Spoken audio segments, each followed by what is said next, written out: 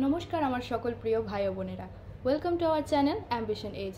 আমাদের এই চ্যানেলে এএনএম জিএনএম নার্সিং পরীক্ষার জন্য যে সকল সাবজেক্টগুলি রয়েছে, যেমন biology, physics, chemistry, math, GK, GI, English, এই সকল বিষয়ে যে সমস্ত টপিকগুলি রয়েছে তার টপিক ওয়াইজ ভিডিও তোমরা পেয়ে যাবে। তোমাদের মধ্যে অনেকেই রয়েছো যারা এখনও অবধি প্রিপারেশন শুরু করোনি অথবা করবে বলে ভাবছো, এবং এরকমও অনেকে রয়েছো যারা হয়তো আর্থিক অবস্থার জন্য কোনো কোচিং জয়েন করতে পারছো না। তাদের জন্য বেসিক্যালি আমাদের এই চ্যানেলটা আমরা তৈরি করেছি। নমস্কার, আমি প্রিয়াঙ্কা রয়, আর আমি আজ তোমাদের কেমিস্ট্রি চ্যাপ্টারের অত্যন্ত গুরুত্বপূর্ণ একটি অধ্যায় অ্যাসিড ক্ষার লবণটি পড়াবো, যা হচ্ছে এএনএম জিএনএম এক্সামের জন্য ভীষণ গুরুত্বপূর্ণ। তো চলো শুরু করা যাক। তো আজকে আমরা জানবো হচ্ছে অ্যাসিড সম্পর্কে। অ্যাসিড এই ওয়ার্ডটার সঙ্গে কম বেশি তোমরা সকলেই পরিচিত।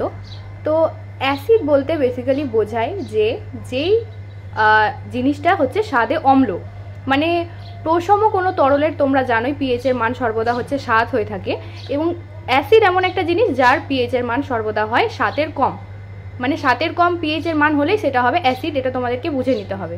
এবার আমরা অ্যাসিডের থিওরিটিক্যালি যে সংজ্ঞাটি রয়েছে সেটি সম্পর্কে জানবো। বিজ্ঞানী আর্হেনিয়াসের মতে হাইড্রোজেন ঘটিত যেসব যৌগ জলীয় দ্রবণে বিয়োজিত হয়ে H+ আয়ন উৎপন্ন করে তাদেরকে হচ্ছে অ্যাসিড বলা হয়। যেমন হচ্ছে HCl বা হাইড্রোক্লোরিক অ্যাসিড, H2SO4 বা সালফিউরিক অ্যাসিড, HNO3 বা নাইট্রিক অ্যাসিড ইত্যাদি।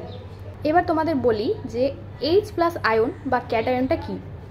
যখন কোনো মৌল থেকে ইলেকট্রন, তোমরা জানোই যে পরমাণুর নিউক্লিয়াসে প্রোটন এবং ইলেকট্রন থাকে, তো ইলেকট্রন অর্থাৎ ঋণাত্মক চার্জযুক্ত যেটি কণা, সেই কণাটা যখন কোনো মৌল থেকে বেরিয়ে যায় তখন তাকে আমরা ক্যাটায়ন বলে থাকি, বা আমরা তার মাথায় মানে মৌলের মাথায় প্লাস চিহ্নের মাধ্যমে বুঝিয়ে থাকতে পারি যে সেটা হচ্ছে ক্যাটায়ন বা তা হচ্ছে ইলেকট্রন ত্যাগ করেছে।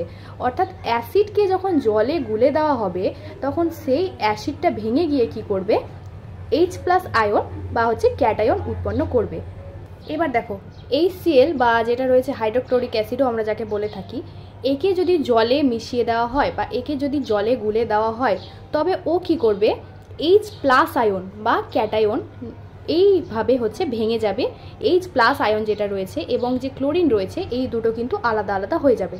মানে বুঝতে পারছো আমি যা বললাম, যে অ্যাসিড যখনই জলে গুলানো হবে ও সবসময় H+ আয়নই উৎপন্ন করবে, সে যেই অ্যাসিড হয়ে থাক না কেন। এবার H2SO4 বা সালফিউরিক অ্যাসিডের কথা তোমাদেরকে আমি বলি।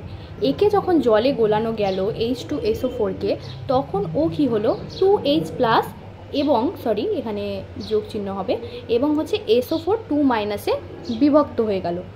এখানে আমি বলি তোমাদেরকে, তোমাদের মনে হয়তো প্রশ্ন জাগতে পারে যে এখানে শুধু HCl বা H+ এবং Cl- হলো, এখানে 2H+ এবং SO4 2 কেন মাইনাস হলো? SO4 এর জায়গায় তো 2 নেই, হাইড্রোজেনেরটা তাও মানা যায় যে এখানে না হয় 2 লেখা আছে, এখানে কেন হলো? এবার শোনো, যখনই দেখবে কোনো মৌলের মাথায় প্লাস আইকনটা দেওয়া আছে তখন তোমাকে বুঝতে হবে যে তার কাছে ইলেকট্রনের ঘাটতি রয়েছে বা সে হচ্ছে ইলেকট্রন ত্যাগ করেছে। এবং যখনই দেখবে যে কোনো মৌলের মাথায় বা যৌগের মাথায় মাইনাস চিহ্নটা দেওয়া থাকবে তখন তোমরা ভাববে যে তার কাছে ইলেকট্রনের প্রাচুর্য আছে। এর কাছে 2H+ মানে হচ্ছে এর কাছে দুটো ইলেকট্রনের ঘাটতি রয়েছে। এবার এর কাছে যেহেতু দুটোর ঘাটতি রয়েছে তার মানে নিশ্চয়ই এর কাছে দুটো বেশি হবে, তাই জন্য এর মাথায় কি করেছি আমরা SO4 2- দিয়ে দিয়েছি। তো এইটা হলো সালফিউরিক অ্যাসিডের জলে গুলে যাওয়ার পর এইভাবে হচ্ছে ও ভেঙে গিয়ে এই স্ট্রাকচারটাকে তৈরি করে। এই দুই যেই অ্যাসিডের কথা তোমাদেরকে আমি এক্ষুনি বললাম, HCl মানে হচ্ছে হাইড্রোক্লোরিক অ্যাসিড এবং হচ্ছে H2SO4 বা হচ্ছে সালফিউরিক অ্যাসিড, এই দুই অ্যাসিড হচ্ছে ওপরে তোমাদের আমি বললাম যে কিছু কিছু অজৈব অ্যাসিডগুলির নাম, যেমন হচ্ছে HCl, H2SO4 ইত্যাদি। এখানে আমি তোমাদের কিছু কিছু জৈব অ্যাসিডগুলির নাম লিখে দিয়েছি। যেমন পিঁপড়ে থেকে পাওয়া যায় হচ্ছে ফর্মিক অ্যাসিড, যাকে মিথানোইক অ্যাসিডও বলা হয়ে থাকে। ভিনিগার থেকে পাওয়া যায় হচ্ছে অ্যাসিটিক অ্যাসিড। দই থেকে পাওয়া যায় ল্যাকটিক অ্যাসিড, এটা তোমরা সবাই জানো। লেবু থেকে সাইট্রিক অ্যাসিড, তেঁতুল থেকে টার্টারিক অ্যাসিড এবং আপেল থেকে হচ্ছে ম্যালিক অ্যাসিড। এই যা যা অ্যাসিডগুলির নাম এখানে আমি তোমাদের লিখে দিয়েছি, এগুলি সবগুলি হচ্ছে জৈব অ্যাসিড, যেগুলি হচ্ছে প্রকৃতি থেকে বা প্রাকৃতিকভাবে পাওয়া যায়। তোমরা চাইলে এটাকে স্ক্রিনশট নিয়ে নিতে পারো।